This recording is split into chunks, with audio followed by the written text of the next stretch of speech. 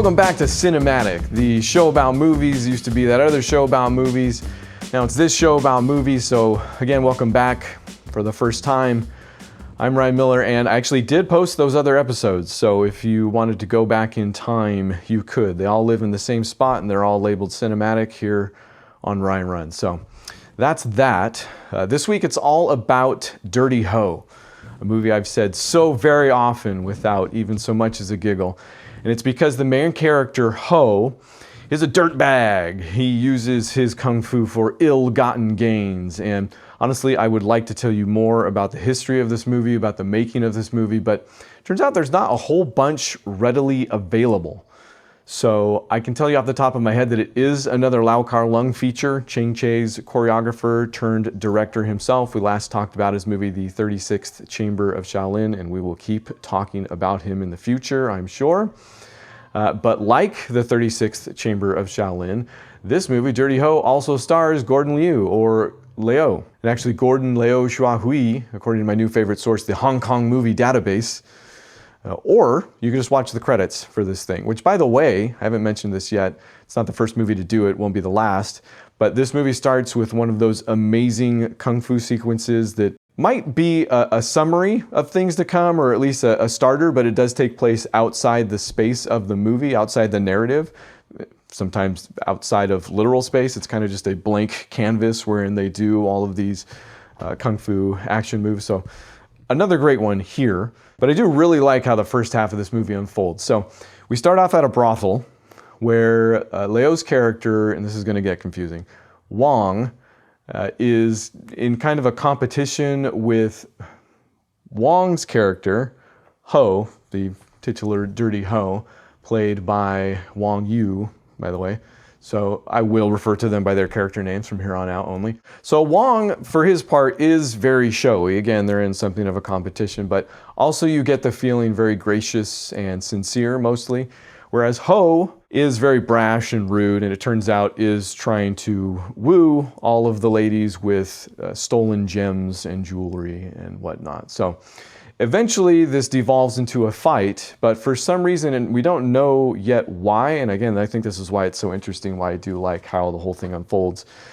Wong defends himself, but kind of secretly, in a way that he's like knocking over chairs and stuff like that, that are foiling Ho, who is outright trying to fight him with his kung fu, but just keeps stumbling around for no apparent reason. So it sets up this dynamic that does carry on throughout the film, and we'll talk about whether or not it holds up or is justified throughout. But for the first half, like I said, it is this idea that Wong, for whatever reason, and we don't know why, is trying to hide the fact that he knows kung fu so well. And in this first fight, we are given a clue, because towards the end, he does kind of flash, and it's all very slick.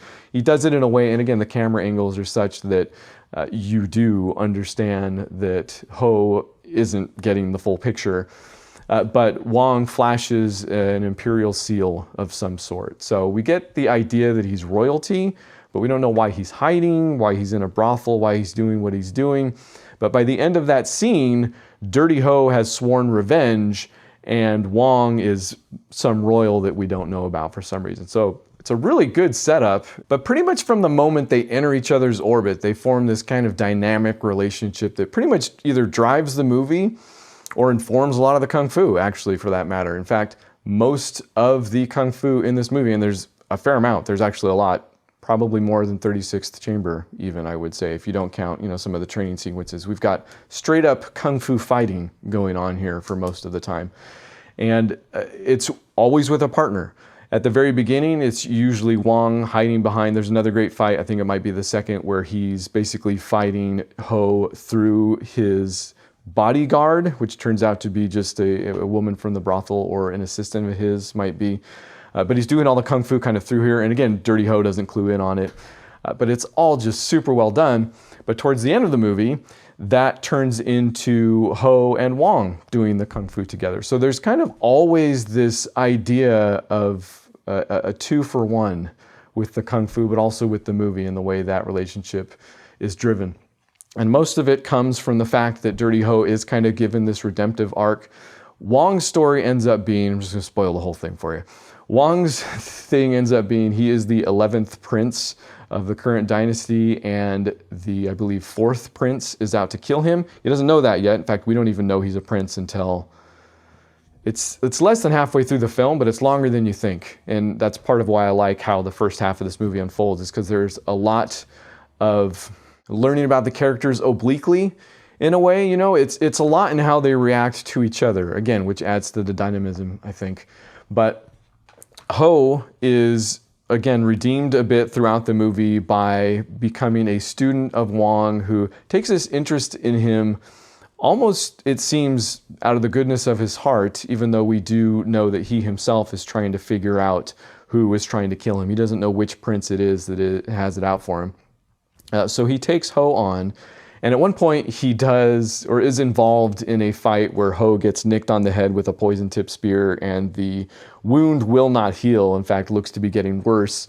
So he is kind of forced to stay with Wong while Wong treats him in, we're led to believe, possibly a longer than necessary treatment, but either way, it causes Ho to, you know, turn over a new leaf of sorts and eventually come to train under Wong, who eventually is injured in another kind of secret fight. It's the fight where everything becomes clear to Ho. It's, I believe, with an antique dealer. And the first half, Ho is like around the outskirts and I think asked to leave. So he still doesn't know quite what's going on. When he turns his head, it's like, and then eventually, in fact, I want to say there is a screen that's broken, there is a wall that's broken, there is a barrier that's broken on screen, but also between Ho and Wong. Then at that point, Ho's like, they're doing Kung Fu. So he jumps in to help, and I don't think causes the accident, but shortly thereafter, Wong is actually stabbed and somewhat incapacitated. So they make a hasty escape. They go retire to a place where Ho then can receive his training from Wong. And if anywhere, this might be where it dips a little tiny bit. They are kind of sequestered in this place when the 4 bidders show up, which are, I believe, a group of Kung Fu, not masters, in fact, if you haven't been able to tell by now, this is another very lighthearted Kung Fu movie. You know, none of the seriousness going on with any of the King Hu we talked about, or even the earlier Ching Che stuff.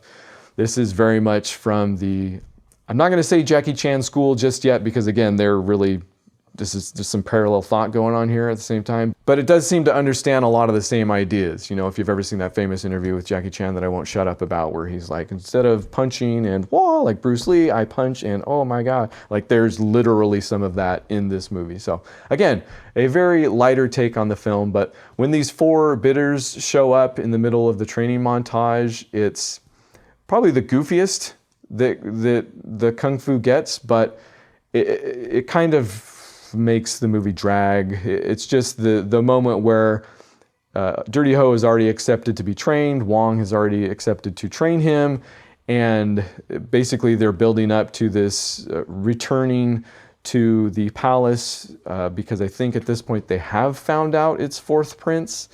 Either way, they know they have a trip to Beijing to make, so everything's pretty much set up, and then these bidders show up, and there's, sure, some good Kung Fu and some funny fights, but if I had to lose anything, you could literally lose that bit and the movie wouldn't, you would never know it was gone. So for what it's worth, eventually it does culminate in that trip. They have to go to Beijing, and it is one of the biggest set pieces in the film. And I mean that literally, like it does look like a set, quite obviously.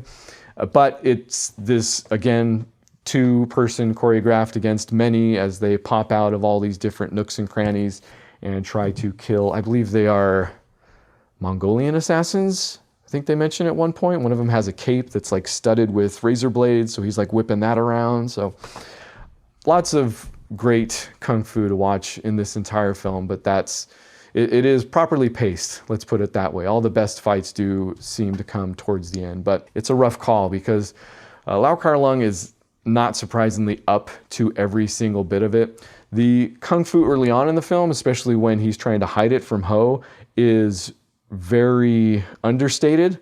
You know, there's this bit where he's going to a wine tasting that has been set up for him by Fourth Prince to kill him. So the guy giving him the wine is actually the agent here that's trying to kill him. And at some point, you start to wonder why he's still hiding it from Ho.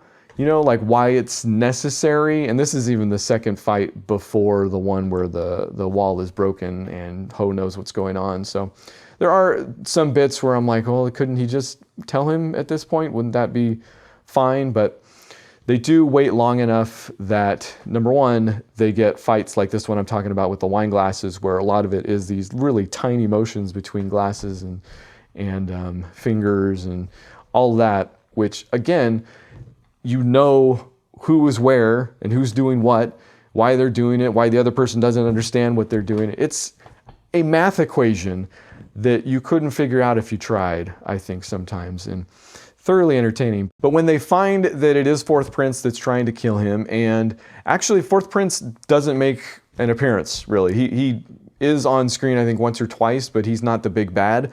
They are going up against the general employed by Fourth Prince, who is played by Mr. Five Fingers of Death himself, Lo Lie, which I don't know, I can't tell you that his star was on the rise necessarily. Again, for Five Fingers, I wouldn't doubt it, but also this is a Shaw Brothers film, so they do tend to shuffle the actors around the studio here and there for the films that they are making a ton of every year. So I'm sure his star did rise. I couldn't tell you if that coincides with what we're watching here, but either way, fantastic screen presence all over again as the big bad here, as the big bad general. And when they do match up in that final fight, the general, Lo Lie's general, Liang Jing-cheng, shows up with two guards of his. And at this point, Wong is still injured, so he doesn't have one leg. So Ho is basically fighting with him. They are kind of a combo again going on. So imagine the choreography that comes about.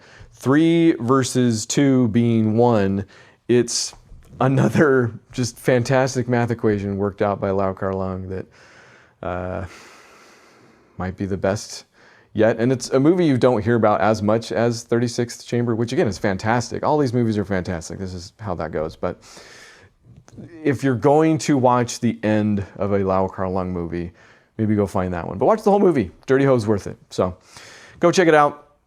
And go check out Patreon, which is an easy way to throw $2 into the tip jar, even if you want to do it for a month. Either way, it does absolutely help. I know it doesn't seem like it would at this point. I'm not raking in the dough. So the fact that I'm doing all of this because of that just means it's that good and worth it all the more, I'm going to say. So either way, thanks for hanging out as always. Next up for Ryan Runs, it won't be a video, it'll be a podcast. So check out the podcast feed. I'm going to be going into the nitty gritty about a new series. I can't stop coming up with new series, but this is one of the most ambitious ones to date. So again, still why maybe, but if you want to get into the weeds on that one, go check out that podcast episode. Otherwise, the next video you're going to see is going to be a new welcome to YouTube video for this very channel, since that one is so outdated at this point. So still at it. See you next time.